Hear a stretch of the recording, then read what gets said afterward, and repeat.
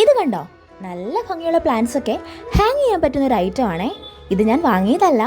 മുന്നിലത്തെ വീഡിയോസിലൊക്കെ ഞാൻ പറഞ്ഞിട്ടില്ലേ, വീട്ടിൽ വർക്ക്ഷോപ്പൊക്കെ ഉണ്ട്. അപ്പോൾ ഈ പണിയൊക്കെ കഴിഞ്ഞ് ബാക്കി വരുന്ന പീസൊക്കെ കൊണ്ട് ഉണ്ടാക്കി തരുന്നതാണെന്ന്. ഈ ചെയിൻ ഞാൻ വാങ്ങിയതാണ് കേട്ടോ.